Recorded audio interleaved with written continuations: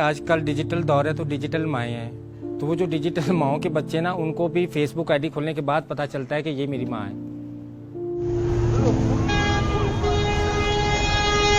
Camera on है, बता तो देंगे सिक्योर दिखा।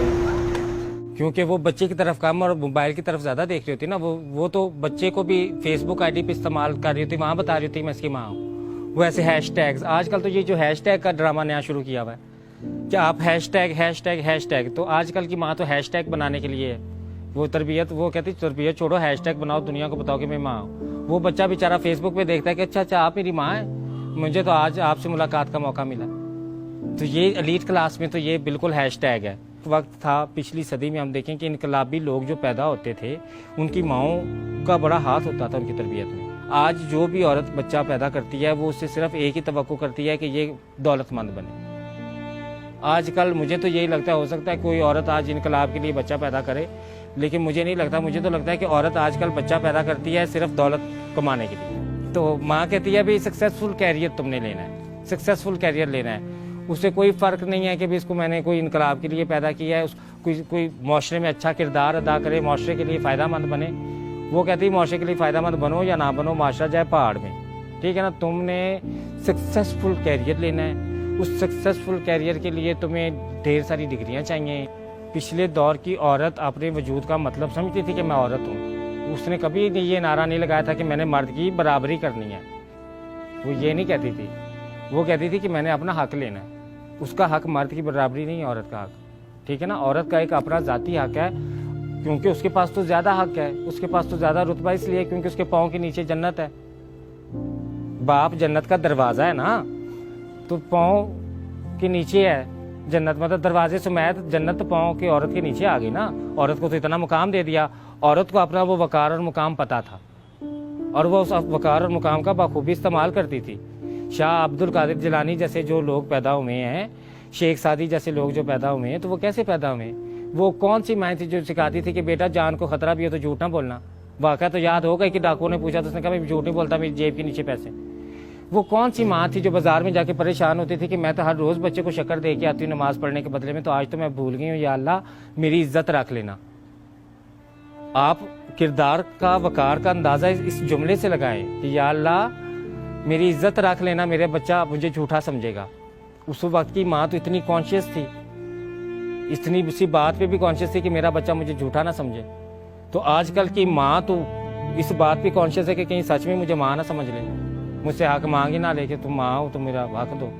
क्योंकि एलीट क्लास तो डे केयर सेंटर में बच्चे पालें, वहाँ तो माँ बाप का तस्वुर ही बहुत कम मैंने देखने को मिलता है। वहाँ की तो आए ही उनकी माँ है। तो जो मिडिल क्लास की औरत है उसने बच्चे क्यों पैदा किए? क्योंकि उसने ये वादा किया था अल्लाह से कि भी मेरा मकसद दुनिया में तेरी सारी रूहें लाना, मेरा ही मकसद पैदा हो गया ना।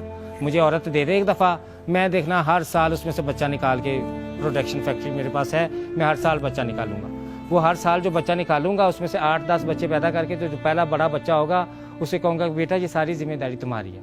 मिडिल क्लास ने ये समझाना है कि ये सारी जिम्मेदारी तुम्हारी है, ये मैंने इसलिए सारे पैदा किए थे कि जब तुम बड़े हो जाओ तो तुम्हें सारा दिन मैं जलील करूँ कि इन सब की जिम्मेदारी निभाओ। बहनों की शादियाँ करो, छोटे भाइयों का कारोबार, तालीम मुकम्मल करो, ये सारा बेटा जी तुम्हारा कसूर है, ठीक है। ये सब तुम कसूरवार हो और तुमने बचपन तक, जवानी तक इसको निभाना है। मिडिल क्लास तो ये करती है। और जो एलीट क्लास भी हो गई, मिडिल भी हो गई, तो पुअर मिडिल क्लास क्या करती है? जो सबसे गरीब है वो क्लास है जिसके बच्चे आपको रोड पे लाशें नजर आ रही है ना।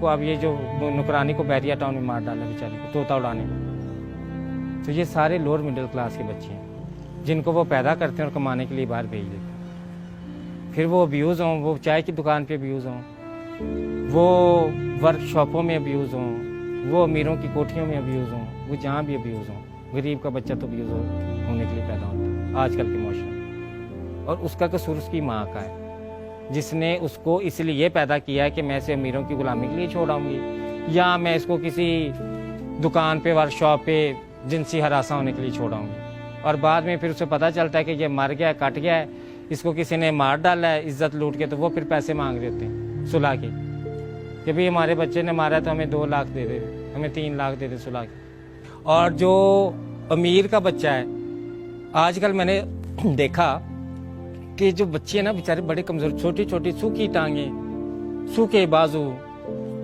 पिंजरा जिस्म बना हुआ, इतने इतने से ना आप देखें बाहर जाके बच्चे बेचारे। तो मैंने देखा कि ये भाई ऐसा क्यों है।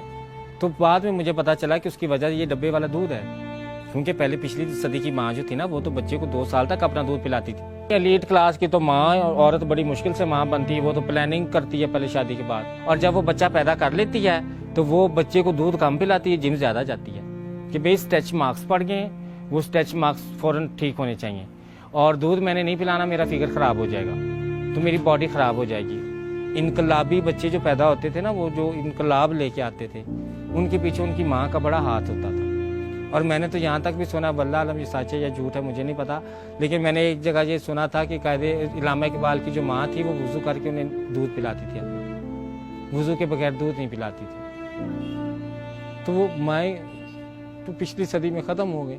ये तो कंप्यूटर जदीद दौर है ना, डिजिटल माएँ पैदा हो रही हैं वो डिजिटल माओं को माँ का मतलब नहीं पता, वो माशरे से हक मांगती फिर कि भाई मैंने बच्चा पैदा किया तो इसका मतलब ये कतई नहीं कि मैं इसको पालूं, इसको रोटी पका के मैं दूं, बाप पका के दे या कोई और पका के दे, ये तो सरासर मेरे साथ ज्यादती है।